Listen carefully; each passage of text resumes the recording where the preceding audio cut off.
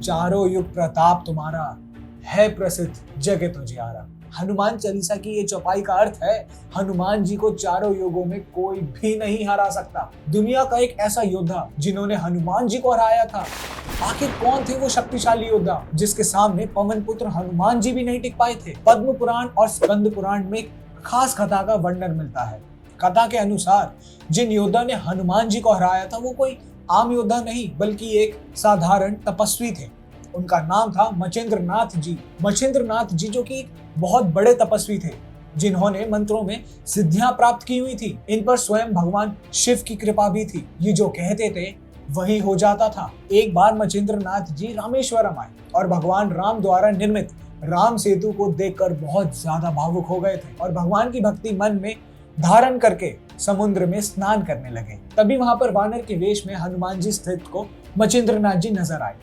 हनुमान जी जानते थे कि मचेंद्र नाथ जी बहुत बड़े तपस्वी हैं, फिर भी हनुमान जी के मन में मचेंद्र नाथ जी की परीक्षा लेने का विचार आया। परीक्षा लेने के लिए हनुमान जी ने अपनी लीला आरंभ की और जोर से बरसात होने लगी। ऐसे में वानर रूप हनुमान जी बरसात से बचने के लिए गुफा बनाने का झूठ मूठ नाटक करने लगे। अब वो ऐसा इसलिए ही कर रहे थे ताकि मचेंद्र नाथ जी का ध्यान टूटे और उनकी नजर हनुमान जी पर पड़े। और अब ऐसा ही हुआ। कुछ ही समय बाद मचेंद्र नाथ जी की नजर स्वयं वानर रूपी हनुमान जी पर पड़ी। तब मचेंद्र नाथ जी ने उस वानर से कहा, ए वानर, ऐसी मूर्खता क्यों करते हो? प्यास लगने पर कुआं खोद रहे हो, जबकि इसके लिए तुम्हें पहले ही प्रबंध कर लेना चाहिए था। ये सुनकर वानर रूपी हनुमान जी ने मचेंद्र नाथ जी से पूछा, शक्ति की बात करने वाले आखिर आप कौन हो? तब मचेंद्र नाथ जी बोले, मैं एक सिद्ध योगी हूँ और मुझे मंत्र की शक्तियां प्राप्त हैं। साथ ही स्वयं भगवान शिव का आशीर्वाद भी मेरे साथ है। ये सुनकर हनुमान जी ने कहा, संसार में केवल दो ही श्रेष्ठ हैं, एक प्रभु श्री राम और दूसरे उनके भक्त हनुमान।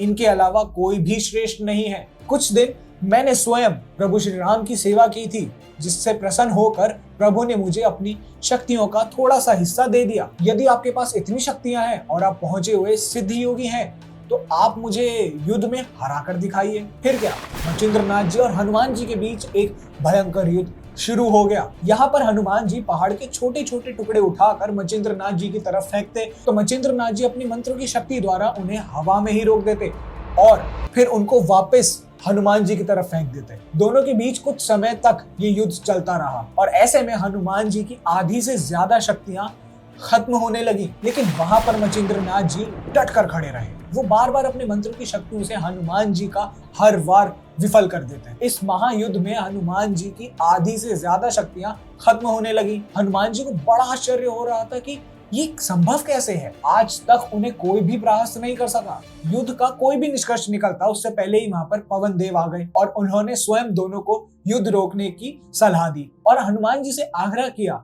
कि वो मचेंद्र नाथ जी से क्षमा मांगे। अब ऐसे में हनुमान जी ने अपने पिता की ही बात मानी और स्वयं मचेंद्र नाथ जी से क्षमा मांगी। इस प्रकार हनुमान जी मचेंद्र नाथ जी से हार गए थे।